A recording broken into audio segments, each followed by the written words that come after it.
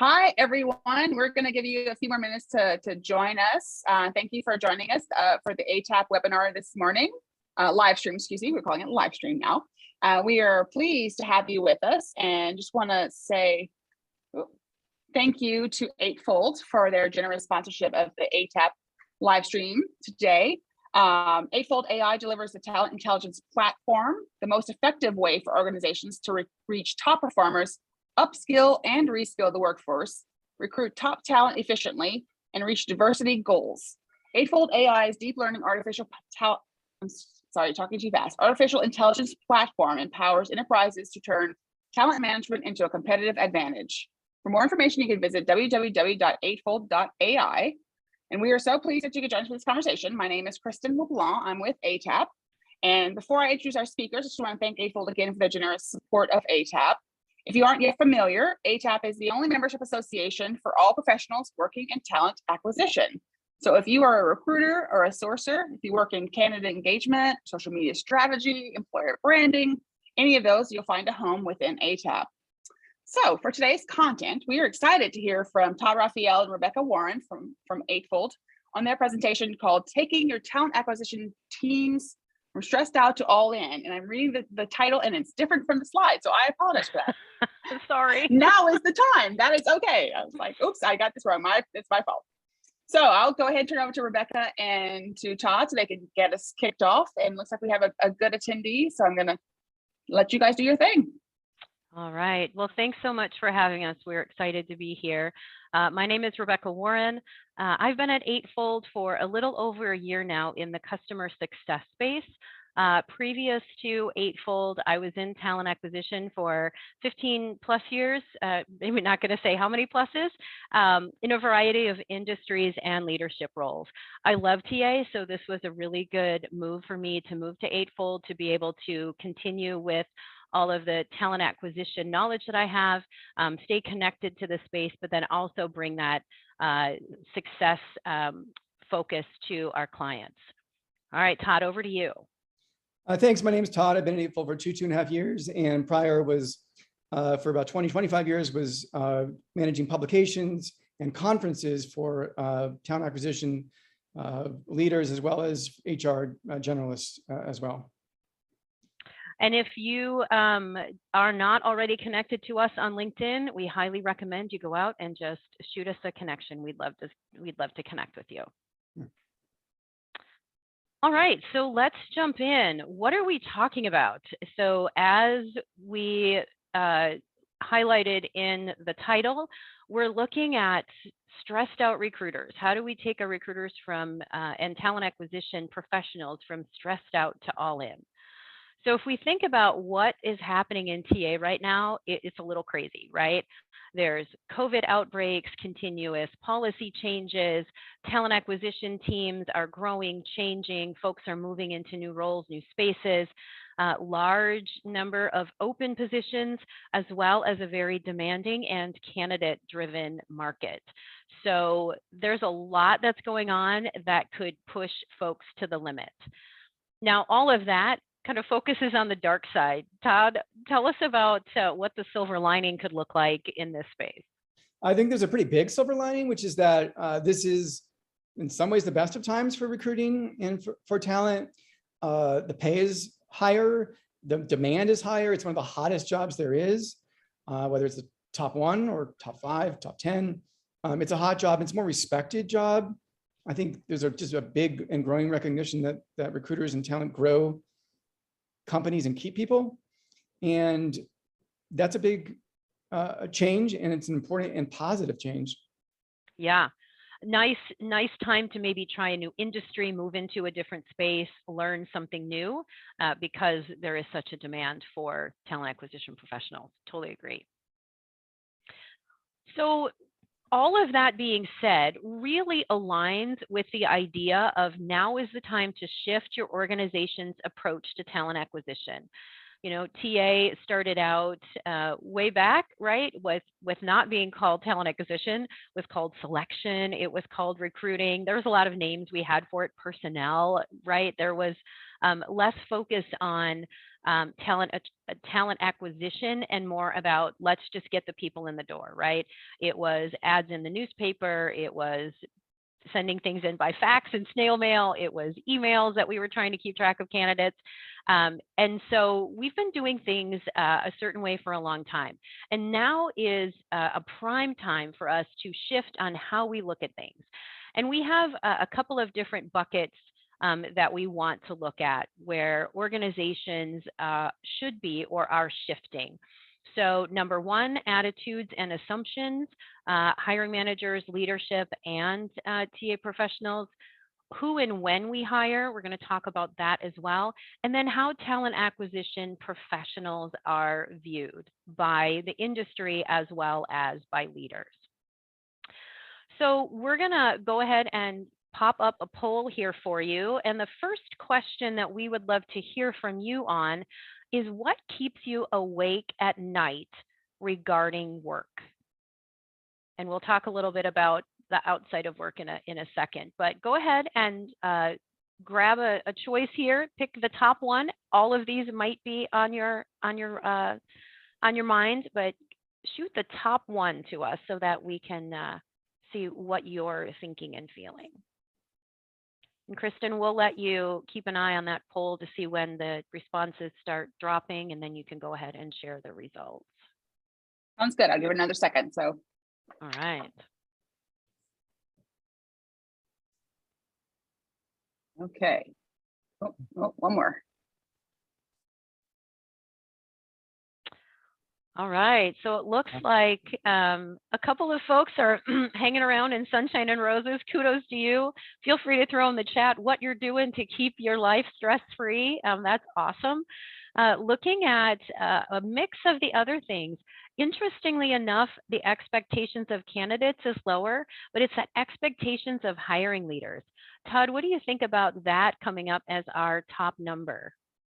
That's interesting. I think, it could say a number of things. My sense is that we, being like those of us who are connected in some way to this talent field, are talking a lot about what needs to change and how your talent, your requirements need to change, your degree requirements need to change. You need to look in different pools of people. You need to focus on skills. All those kinds of things have been talked about to a great degree among talent people. I don't know, maybe that hasn't filtered fully down to hiring managers, and they're kind of doing things similar to an old way. Right. That's my hunch there.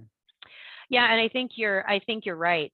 So the next slide that we have leads right into that in terms of what we are seeing kind of from an old school perspective, and then looking at how do we move from that to a different way of doing things. And so feel free as we go through these, if there's any in the chat that really resonate, Kristen is watching that and she can certainly shout out, or if there's comments that you want to add on this, let us know. But the passive candidate idea is becoming less and less of a thing, right? It used to be where hiring managers say, we have to have passive candidates. Anyone who's looking isn't going to be as good. And we know in today's day and age, anyone can find anyone, and everyone is open to an opportunity for the right either price, time, benefits, whatever.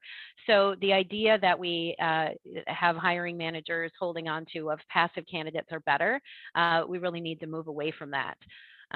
And that is coupled as well with the emphasis on narrow requirements. I know when I hired for a large company in the past, it was my candidates can only come from these 6 schools, and they have to have moved 3 different times in their career path, and they have to have gone, have to have been in this particular space, lots and lots of rules and restrictions, which really narrows the talent pool.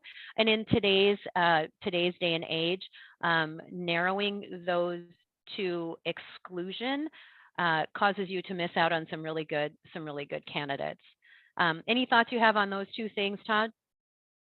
Yeah, on the passive one, I would just add that our customers are finding that somewhere between 30 and 70% maybe of the people that they're hiring, who they think when they do hire someone from the outside, from like a poaching kind of, that person turns out to be in their talent network anyhow. In other words, there's not a real difference between passive and active. That's The right. person you think is not looking for a job either actually is open to it, or in many circumstances applied to work at your company a year ago or 2 years ago. And you can start with that and not necessarily from the outside, and you're going to find the same person essentially. Right. Yeah. I mean, there's just so much more accessibility to information, and there's more communication around it too. It doesn't feel like it's got to be so secret if you're looking for a new gig. So yeah, good call out. So the other two bullets we have here, again, are things that are not helpful to getting the right people in the door quickly. That drawn out interview process. How many of you have gone through the fight with your hiring managers or your leadership saying, we're not going to do 8 interviews and 6 panels and 3 assessments, and it's not okay for it to take 3 months, right? With that next bullet point of everyone wants to work here, a lot of folks in the hiring space would say, oh, everyone wants to work here, so of course they'll wait for us. That's not true. That's not the case. Maybe it was in the past, but not any longer. So drawing out that interview process, making it complicated and cumbersome, and assuming that everyone will wait for you are things that will cause candidates to ghost faster than anything. And so some ideas to think about, to share with hiring managers, with leadership, things to think about as you go through your process, shifting that from to to, is the number one thing, and I think is critical in all jobs that you have, is building trust with your hiring managers or with your clients or with your stakeholders, however you want to think about that. But building trust with them so that they know that you have their best interest in mind. And when you say, hey, I really want you to talk to this person, their background is non-traditional, they're going to trust you, they're going to believe you. And one of the other things that helps is using any kind of data that you have. So Eightfold is great for that because we do have a lot of data around why somebody would be a good match, looking at their skills, their background, and all of the work we've done to understand those adjacencies. But then the next point I have on the slide here is that use and share market data on candidate availability. So a lot of times hiring managers will say, oh, that's great. Thanks for sending me these. What else do you have? Who else is out there, right? That idea of FOMO. When you look at market data and you can share, hey, this is a really niche position and there's only 6 people who do this in the area, maybe we need to think differently. When you use that market data, where those candidates are, what they're doing and what they're interested in, that also helps you build trust with your hiring managers.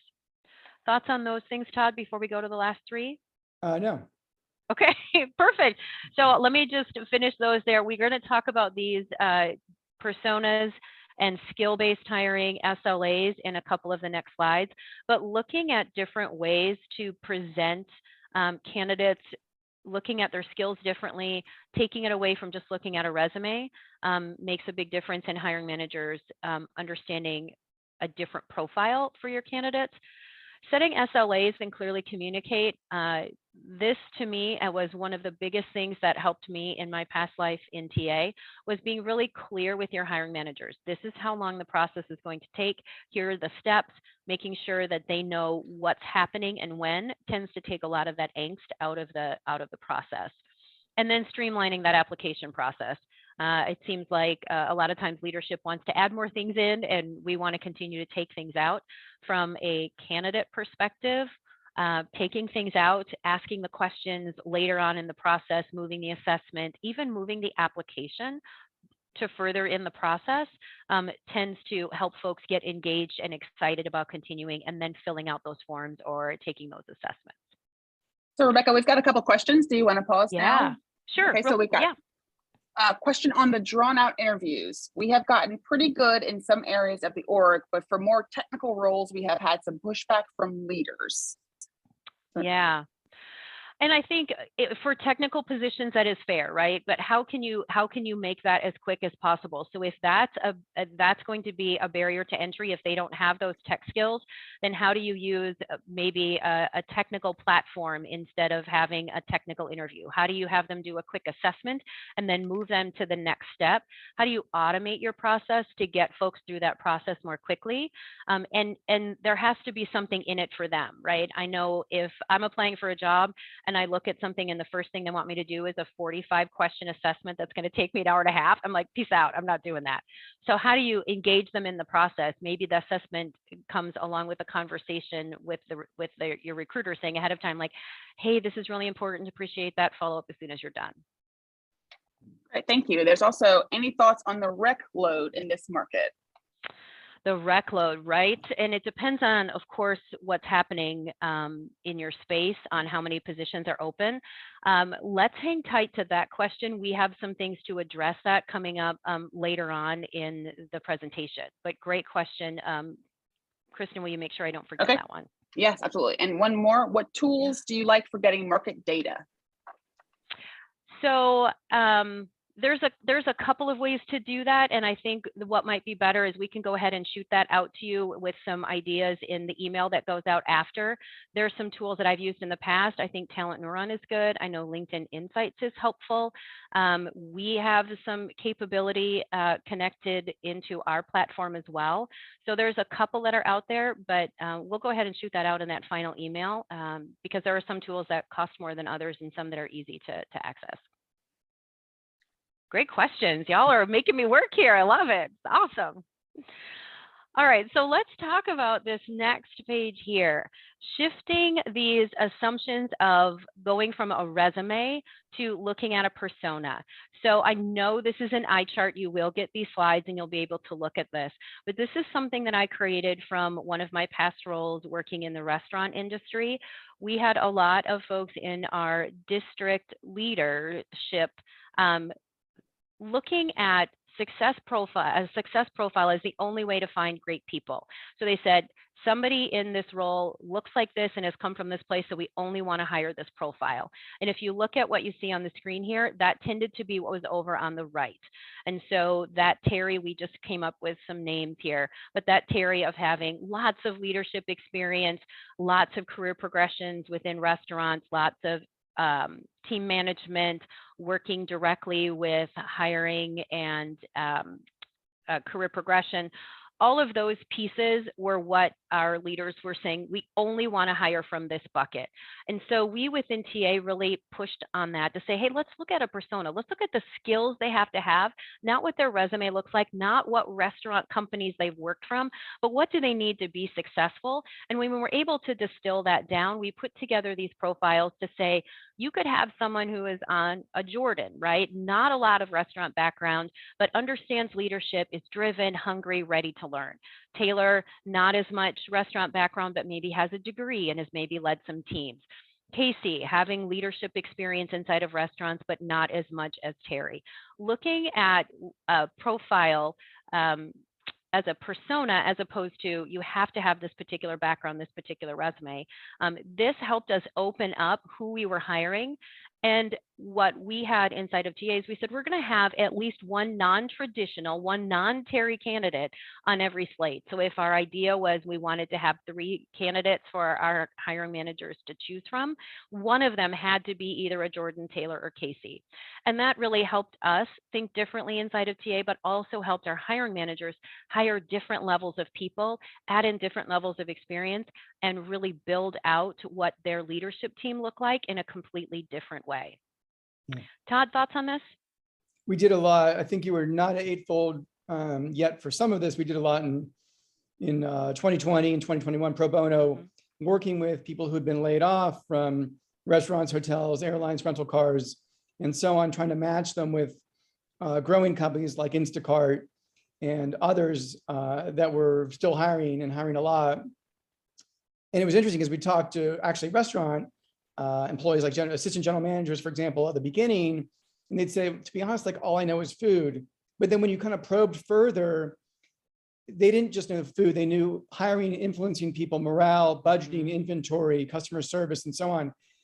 And so it kind of goes to show that even people themselves don't really always have a sense or realization of how many skills they have that can be applied to other industries, let alone companies who are hiring someone else. I just saw 2 days ago, Accenture did a study that showed, I think that people think that they have around 11 skills. If we're asked, what skills do you have? We tend to list around 11. And the number of skills that people tend to have is actually like around double or triple that. Right. So it kind of just goes to show that not only do companies forget about some of the skills that can be reapplied and transferable, but we forget ourselves. Yeah, I think that's a great point. And there may be a lot of things that we do that we don't put on a resume. We may create a resume because we think this is what this particular company is looking for. And we may not even highlight the things that they are really focused on. So looking at a profile or what ability someone has as opposed to what they've listed on a resume is going to get you a broader sense of who can do the job, and also build some of that that career progression as well. If you're not only hiring senior folks in the space, but hiring folks who are up and coming, they can learn from each other and it makes your team stronger. Yeah, great call out. So we've got a couple more questions too. Okay. Who builds the personas, TA or the hiring manager? We did inside of TA in partnership with marketing, and we did a lot of research from the hiring managers. Okay. Yeah. And how do you avoid bias when using candidate personas? For example, a university degree may exclude many talented people that have the experience, but not the degree.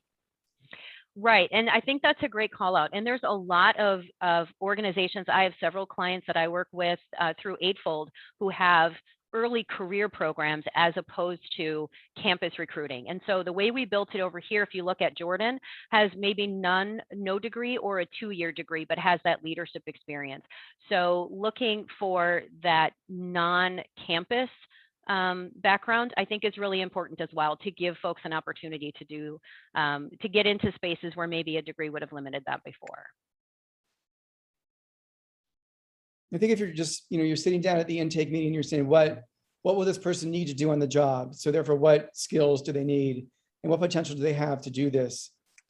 You don't end up typically with saying, oh, well, they need a degree. You might end up saying, well, they need the skills that you would have probably got by getting a degree, or you could have gotten those skills elsewhere. But ultimately, as long as you have those skills and those potentials, that's what's important. It's not the piece of paper. Right.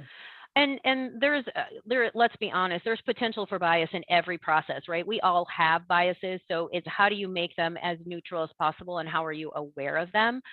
For instance, when we were looking initially, when I started at one of the restaurant companies I worked for, there was a list of the restaurants companies that they should come from, right? An A tier were these 6 companies, a B tier were these 6 companies.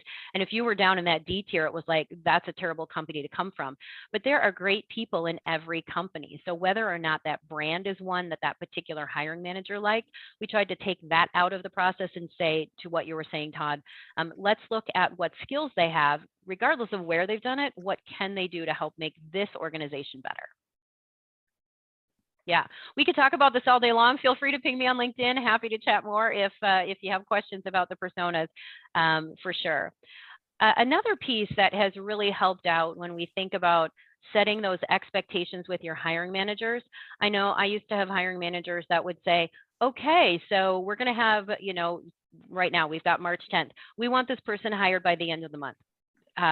Hiring manager, let's have a conversation. Let me tell you what goes into our process so that you can understand what's going to come out of your process.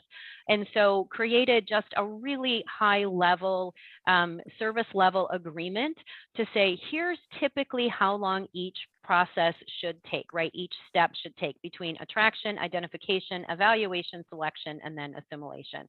Now, of course, these are all ranges, but being really clear with your hiring managers on what they can expect from you, and then making sure that you're delivering back to them as well, really helps to build those strong relationships so that they can trust you. And it may be, right, you're going through sourcing, and we have here for a standard position, it would take you about 7 days. And you can go back at the end of the 7 days and say, hey, here's what I'm finding. Here are my challenges. Using data to share again where candidates are, what you're finding, what are you looking at. You can say, hey, this is taking me a little bit longer, but at least you have a guideline for your managers to not set these unrealistic expectations that you can't win with. So this gives you an idea between you and the hiring manager, what you can expect from them, what they can expect from you, and also set that realistic date for you to have somebody, an offer accepted and a button seat. Thoughts on this, Todd, before we move on? Yeah. All right. So we're going to talk a little bit here about skills versus a job description. And we talked about skills versus a resume. Todd, do you want to talk a little bit about what the difference is between hiring for skills versus hiring for a resume or a job description? I mean, resumes and job descriptions have been kind of talked about for years as because of all of their flaws, right?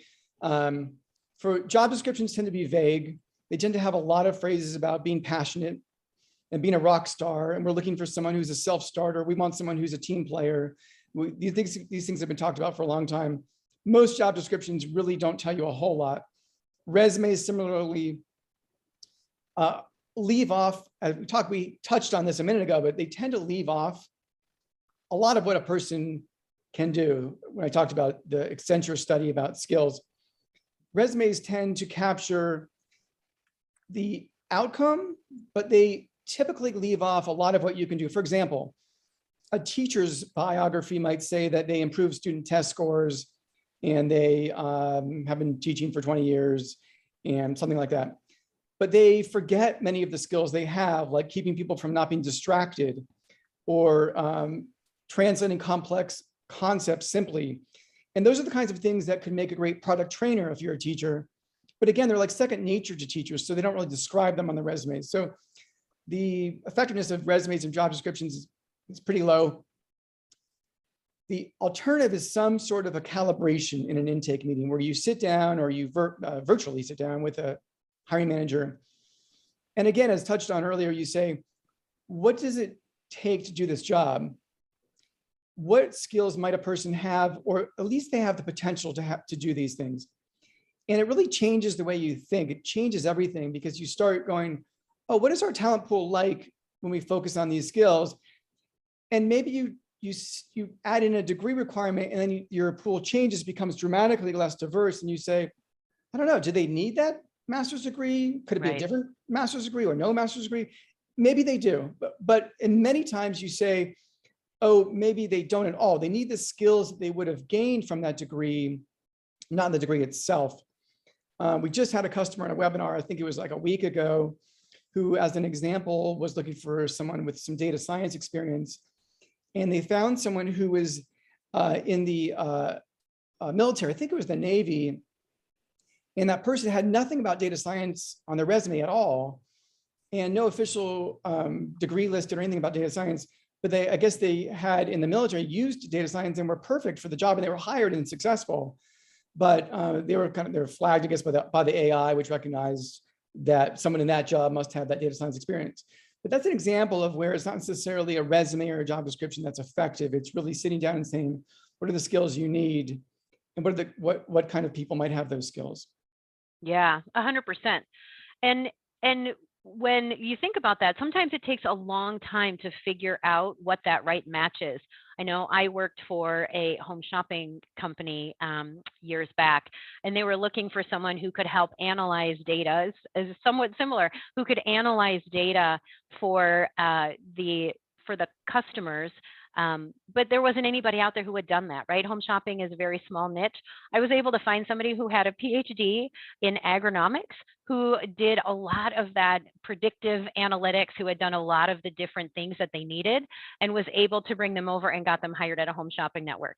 It takes a lot of time, but if you can focus on the skill sets that they need instead of, as you said, the particular degree or the companies that they've worked at, you get a much better fit and you get your work done inside the organization a lot more effectively. I was on the line with a company very late Monday night in South Africa, and financial services, and so we were talking, and bartenders, and this has been said before, but bartenders have been effective in their customer service roles.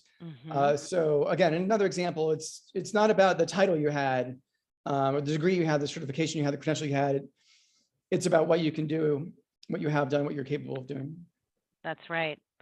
Any questions or anything in the chat, Kristen, before we move to our next bucket?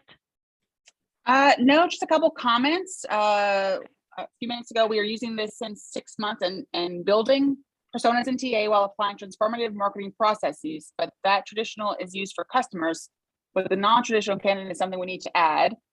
And then another comment, the trade-offs for skills can depend on the team's appetite and ability to train up on the missing areas. Often I have supported teams that are too thin to help fill in the gaps. 100%, and that is fair. So there's a couple things we'll talk about on our third bucket, but totally agree. You have to make sure you have the bandwidth to do that, for sure. Okay, so we're going to pop up another poll here. What is your organization's stance on remote work? So once Kristen pops that poll up, you'll be able to see what some of the options are. And you can pick as many as you'd like. And then once those answers come back in, we'll chat. We, all three of us, were chatting before this that we have a particular point of view on where we think the world should land forever, but we'll wait and see what your responses look like, and then we can chat about that.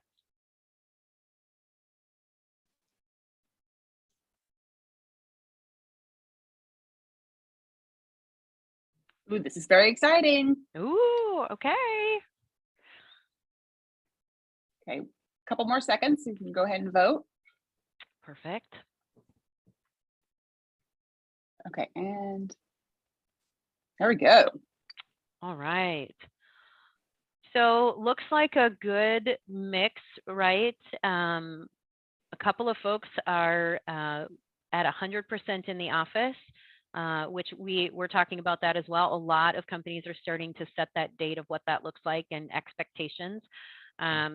Looks like there's some remote in there. Good to know that everyone on the poll knows what the policy is. I think this is a hot button for a lot of folks, but it looks like the biggest number landed around that hybrid, some days in the office and some remote. Todd, what do you think about that? And what do you think hybrid really means? I mean, this isn't a good or bad comment, but it makes me kind of wonder how that plays out. So for example, if you say you're hybrid, does that mean you're hiring people who can work anywhere? And if so, if you're saying you can come or should come in the office certain days, but if you are hiring someone anywhere, then maybe you can't come in the office or at least the headquarters certain days. Right. You may work anywhere. You may be 8 hours away from an office or depending on the car or plane. So hybrid just raises questions about how that works. Are you making sure that everyone's on a level playing field? I guess is the bottom line. Right. Or maybe you're not hiring people regardless of where they live. Maybe you're hiring people who are only within a certain proximity to the office or to an office if you have multiple kind of satellites. Right. So I don't know, it just raises a lot of questions, which is not suggesting that hybrid is bad. Yeah.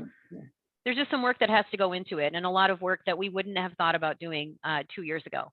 So there's a lot of challenges. I will say that one of the reasons I came to Eightfold was because our role was able to be 100% remote. And so I sit in outside of Phoenix, Arizona. Todd, you're in LA. Kristen on the call, right? You're in DC. We're all over the place. But I really found that it was important to me to live where I want to live, and the work will come. So Eightfold being 100% remote has really opened up a lot of doors. And I know that there's a lot of challenges for folks on what that looks like, depending on what their jobs are. But it certainly is a hot button. So if you look at that next slide here, I found these yesterday, and some of you may have seen these already. Hannah is not a fan of working back in the office. All of these things, Kristen and I were talking about that, you know, we're on the yoga team forever, yoga pants team forever team. But then you have on the other side, right, you have got someone saying, hey, it feels nice to be back in a proper work environment. So there certainly are perspectives on both sides, and we'll continue to see what that looks like as we go forward. So if we look at then our next area that we want to look at is who and how we hire, and that poll question fits very well into that. This next slide here is a quote from a friend of mine in talent acquisition that said, when asked about candidate attractions, that I can confirm that paying the same and looking for folks to work in the office is not the way. So there's a lot of struggles right now with what candidates are looking for which may be very different than what hiring managers expect or what leadership thinks should happen. And clearly, conversations over the last 2 years have made the candidate priorities shift and change and focus very differently. So if we look at what candidate priorities we're hearing and seeing, I'm certain that you're seeing a lot of these as well. So feel free to chime in if you've got any comments here. Flexibility, we just spent some time talking about that, where people work, how they work, when they work. That has become such a criteria and a priority for folks. I know for me, being able just to take a break and walk out, whether it's walking out to the backyard, or maybe I can take a quick loop around the neighborhood, unload the dishwasher, right? Just give me a break in between meetings. That to me is important. And I really like being in the house that I've paid money for, right? So candidates are clearly looking for a different way to do work, but that doesn't always mesh well with what leadership thinks should happen. So I know that can be a challenge when you're looking for bringing folks into the interview process. Relevant benefits. This one is interesting because benefit total rewards has always been an interesting thing to think about. What do candidates want? What's important? How much is it going to cost, right? There's all of those things to think about. What I've been hearing over the last couple of years, especially as COVID has ticked up and people are moving, living in different places, adding in a broader definition of family. I know folks struggle when they say, hey, my best friend just died and I've been living with her for 2 years and I don't get bereavement leave, but yet my grandpa, who I haven't seen in 10 years, I get 2 days to go see him, to go to that funeral. So a lot of folks are looking for what does that definition of family look like, and being more supportive on whatever your support system looks like, supporting you, supporting employees in that. So that may be something to think about. What does that look like at your organization? Now, Todd and I had a really good conversation about this increased mental health care.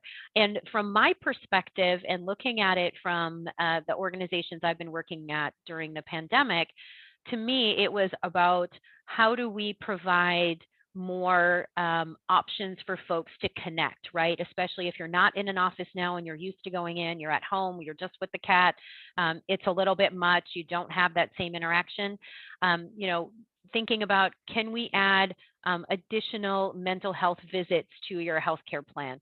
Can we give you access to a mental health app for you to be able to have that additional conversations? And Todd, share what you brought up. I thought it was such a great point on if you are going to increase your mental health care offerings, what that could look like to some folks. Yeah, I was just saying that astute candidates, which are like all candidates now, can see that. And I'm not suggesting that therapy is bad, mental health benefits are bad, but they can see that. And when they hear you emphasizing all of your mental health benefits, and someone comes in and does a 15-minute massage and you've increased your mental health benefits and that kind of thing, it can, for these candidates, astute candidates, send a message that there's something amiss, that you need these mental health benefits. Wrong? Most employers tend to spend time on addressing the symptom of a problem and not preventing the problem, right? So what is wrong? Like, why are you having these benefits in the first place?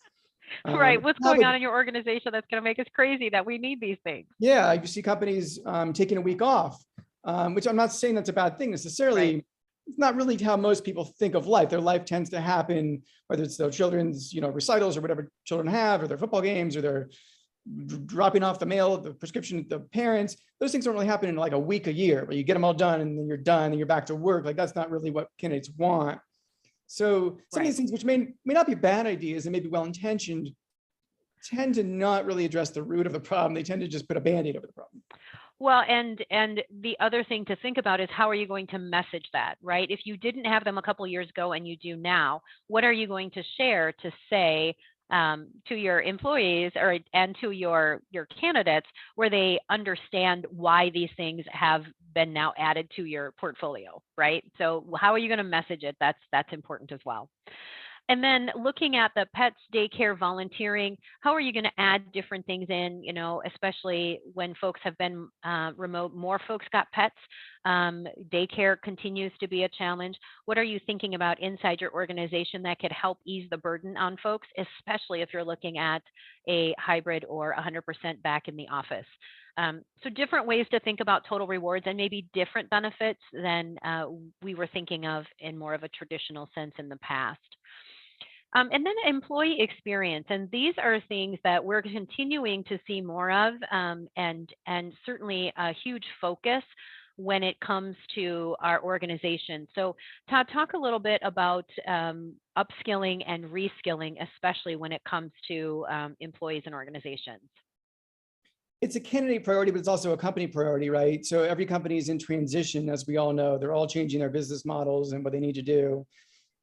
Whether it's an energy company or clothing or restaurants, being more delivery, everyone's changing. And so companies need people who can adapt and learn new skills. And candidates, they're again, astute enough to see that as well. They kind of know that every company is in transition, that what the company is going to be doing a year or two from now or 5 years from now is not going to be exactly what they're doing now. And so they want to know they can kind of change with the company and grow with the company. The company won't be saying, oh, we don't need you anymore. We need someone different with these new skills. Instead, they want to be seen as someone who's going to kind of grow with the company and take on slightly different skills in the next couple of years. Yeah, absolutely. So what kind of learning opportunities do you have, whether they're mentorships or different internal projects, whether it's external courses that you can take? How are you pouring into your employees to help them not only build their career, but also help your organization get ready for the shift that's coming in the next couple of years and make sure that you're ready to meet those demands? For sure. And then the buckets that we have over here on the right side, those really we look at as more of table stakes, right? You want to come to an organization and do meaningful work. And so how are you thinking about this job that you're asking someone to do? How does it add to the overall values of the organization? How does it tie into the mission and the vision, making sure that folks understand how valuable that role is. And then, of course, that strong culture and diversity, equity, and inclusion. Those are all really important things that organizations should make sure that they're highlighting every time you're looking to attract someone to your company. So here are some things just to think about, actions you can take today to change who and how you hire. So we talked about this already in our first area of faster process, more transparency. This, I'm just going to throw this out there and we can chat about this on LinkedIn or later on. How do you help folks understand compensation? We in TA, I think, have always had that hold it close to the vest, and there's a lot of back and forth about show me your W-2s, or I'm not going to tell you my compensation until we get to the very end, right? And neither of those are very productive.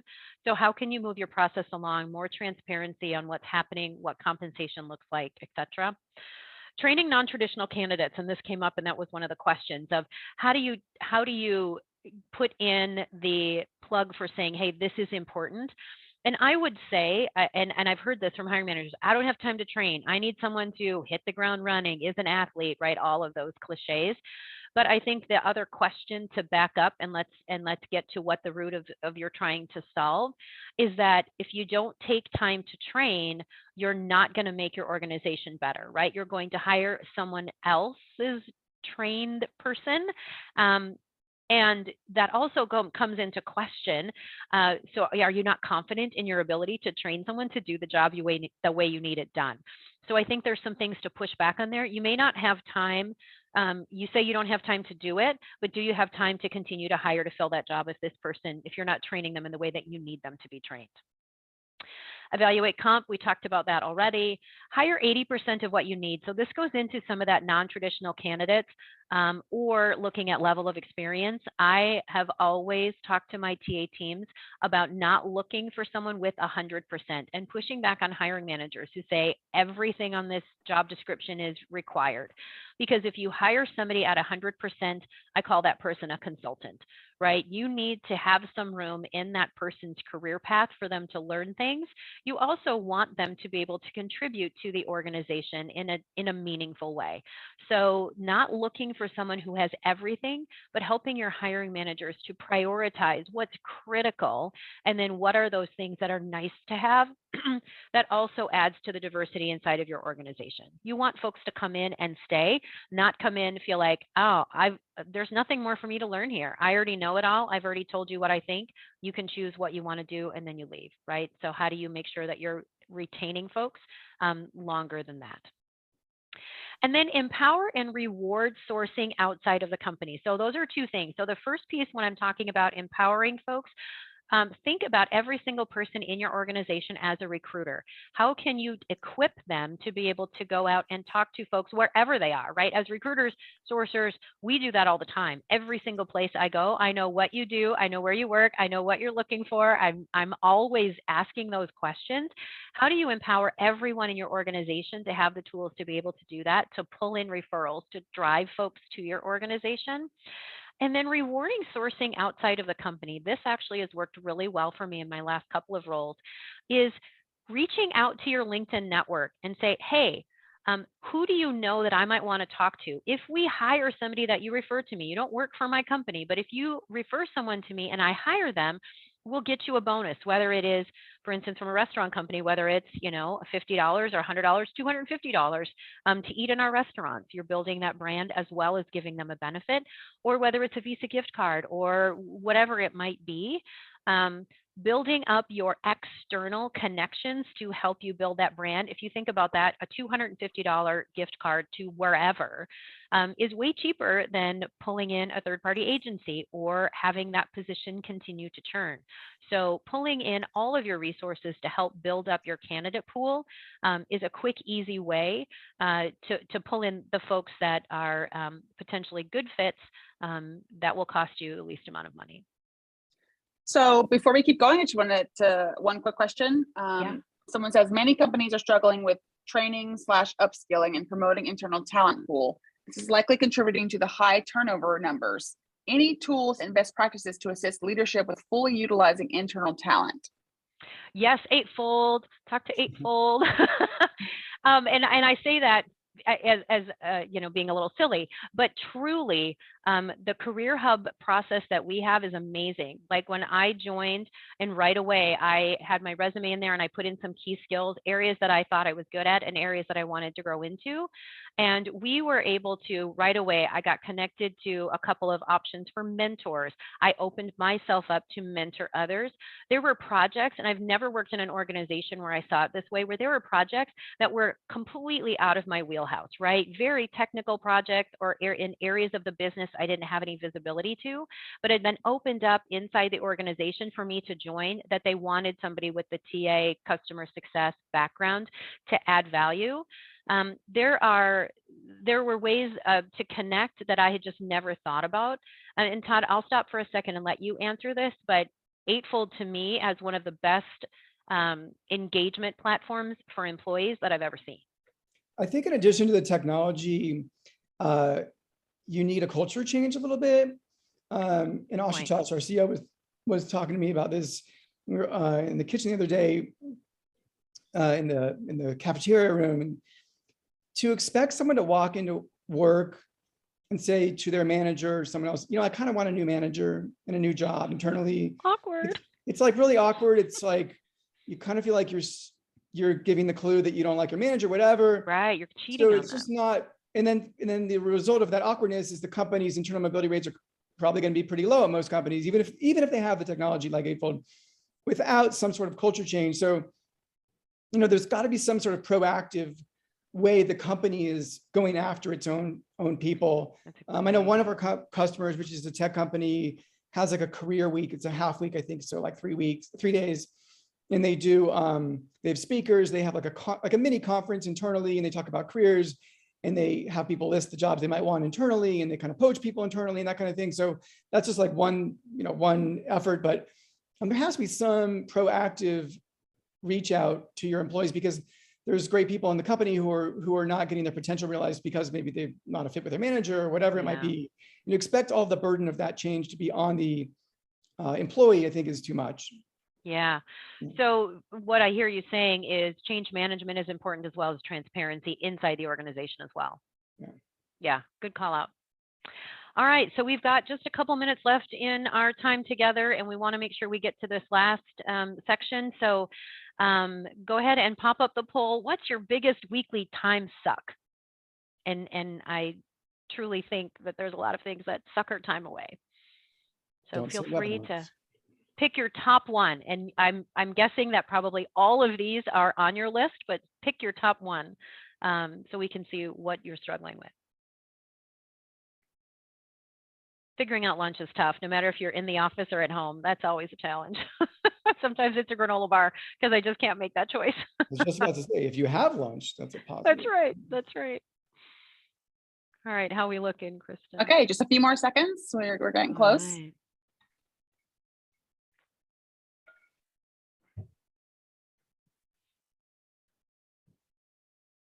All right.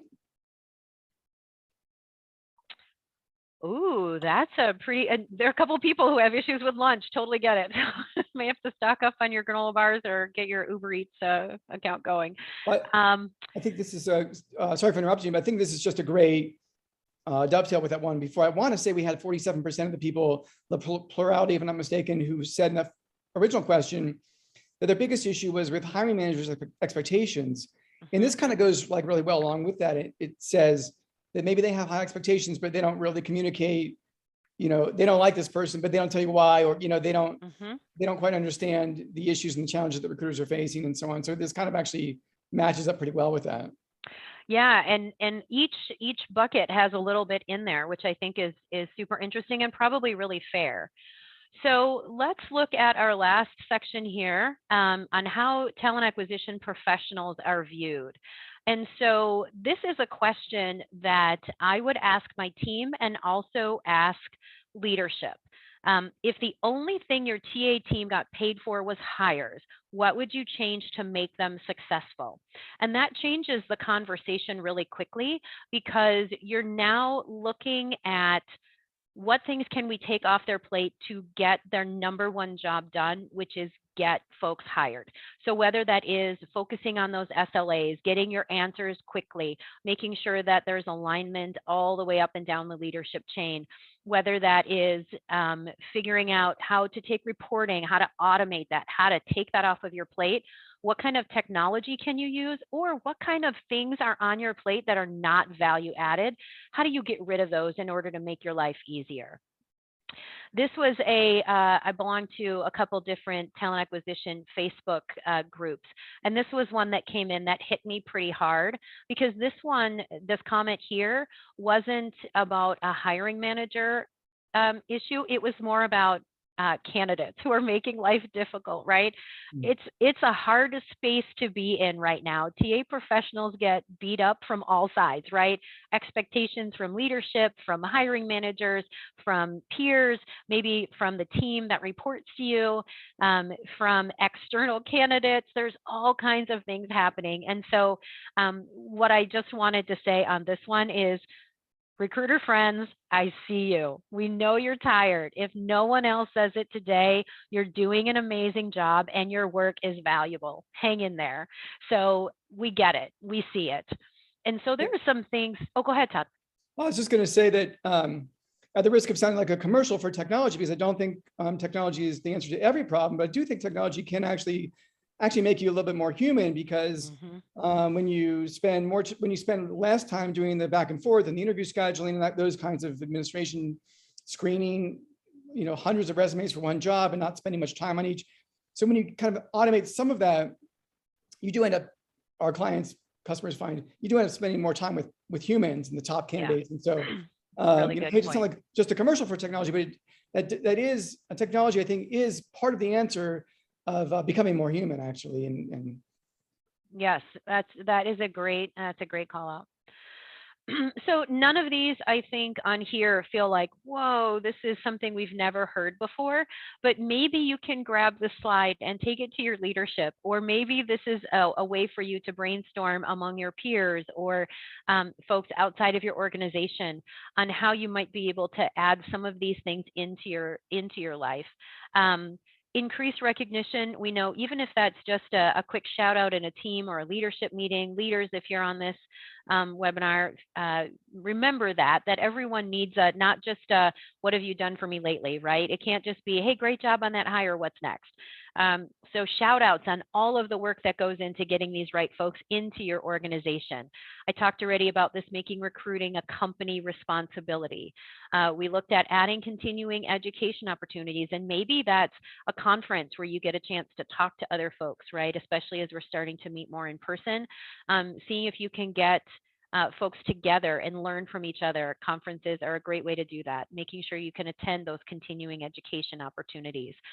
Now, this tool fatigue, and that was one of the answers on the polls that have come up, and we're hearing this from a lot of our clients as well, is that there's a lot of tools out there that do a lot of things. How do you consolidate those? How do you get down to one or two things that work really well that it can encompass more of what you're doing? We understand you don't want to be in a whole bunch of different platforms all day long.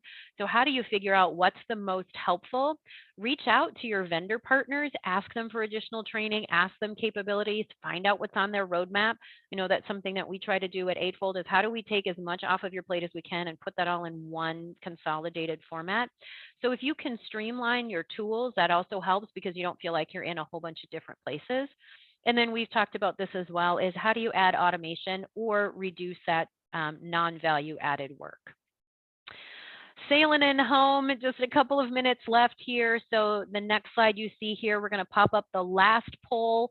Before you go, do you want to learn more about how talent intelligence can help you solve your issues? Feel free to choose one of those two. If you pick yes, you'll get a connection from one of the folks on our team just to ask more questions and share with you a little bit more about Eightfold. And then our last slide here, Todd, you want to talk about that? What is Cultivate? Cultivate's an annual event that we have. It's coming up. This year's is coming up in May. We did one last year in North America, and also one in Europe last year. If you sign up, cultivate.eightfold.ai, it's free. It's both in person in Napa, California, as well as online. And it's very interesting. I'm sure you'll enjoy it. It's very like hands-on, tales from the trenches kinds of stories about your peers, from your peers. Not about, it's not 2 days of hearing about a product. We've had really, really amazing speakers, EOC commissioner, very big name speakers, and lots of your peers who are talent acquisition and talent management leaders. So again, it's cultivate.eightfold.ai, and it's free. Yeah, so feel free to sign up, ask us questions. I think, don't we have Josh Burson as one of our keynote speakers? He's one of them as well. Yay! So, all right, so Kristen, we've got 2 minutes left. I don't know if there's any questions, anything else you want to talk about before we wish everyone a great day? No, that was fabulous as always. Thank you. And I just responded in the chat, but we will definitely share the slides. So someone asked about sharing the slides, so we'll get that out to you. So thank you everyone for joining us, and I hope everyone has a great day. Thank you to Eightfold again for sponsoring and providing this amazing content. And I'm a little shocked by some of the poll results. So this has been a very exciting and fun time. Interesting stuff. Feel free to connect with us on LinkedIn if anyone wants to chat further. All right. Thank you. All right. Take care, everyone.